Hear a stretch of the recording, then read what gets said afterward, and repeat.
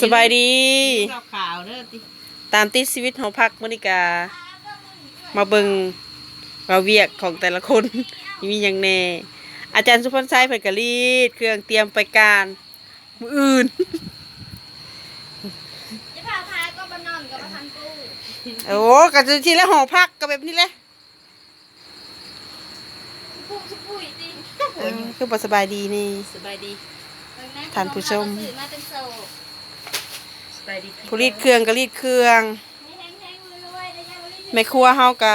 เฮ็ดกินอยู่ลุม เดี๋ยวซื้อเลยกันเวียดนี่บ่บ่ยาย เฮามาเบิ่งกันเลยนะว่าเขาเฮ็ดกินหยัง เดี๋ยวซื้อเลยเวียดนี่บ่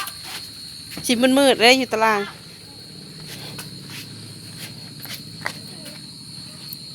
ไปของเลยนะขอจะทานแล้วคือการนอนนั่นจะบ่เลิกน้ำแค่แหละเฮ็ดมวนกับมวนวิว ต่อแม่ครัวเฮาเฮ็ดกินหยัง ส มื้อนี้ บายดีพ่อแม่พี่น้องมื้อนี้เฮาสิมาเฮ็ดกินเสสวน น้ำกันเลยเนาะ อันนี้แล้วหอพักกับผู้เฮ็ดเวียก ป็นครัว ผู้รีดเครื่องก็รีดเครื่องผู้เฮ็ดกินก็เฮ็ดกินตำแหน่งหน้าที่คนละอัน โอ้ยหอดอยู่โคโลนี่นะ อันนี้ก็แม่นเฮือนครัวของเฮานี่แหละหอมๆแคบๆนี่แหละ อยู่ปิ่นต้นปิ่นหัวอย่าง กำลังสิเกาะใหม่ กำลังสิเกาะใหม่ เจ้าสอง มีทุนละบ่ นะปินไปทางน้านะบอกเขาบอลนี่แหละสิเกาะออกอุ้ย มันมืดเลย มันเห่าปุ๊บมันหลับหลาย อันนี้ก็เฮือนครัวแต่ว่าน้ำท่วม คือมาแก่แท้นะฮะเห็ดนี่เอาจิบา ข่อยมากก็ว่าแล้วเพิ่น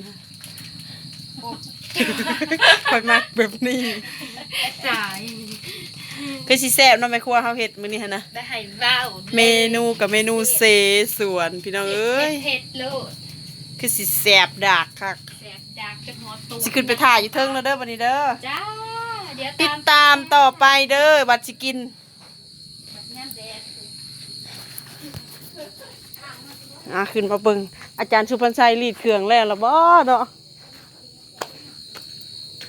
เพิ่นดุแล้วนี่มื้อนี้ก็วัน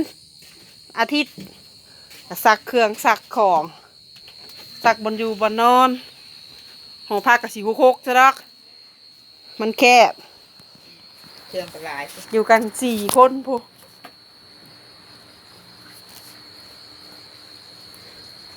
อ่ะ 4 คน บอกท่านผู้ชมเนี่ยติดต่อติดตามคลิปต่อไปบัดกินข้าว ติดตามกันเด้อเป็นกำลังใจกันเด้อกดไลค์กดแชร์กด Subscribe ให้ได้รู้มาที่เก่า ขอบคุณขอบใจหลายๆเด้อที่ติดตาม แล้วก็หับชม ว่า ขอบใจ บ๊ายบาย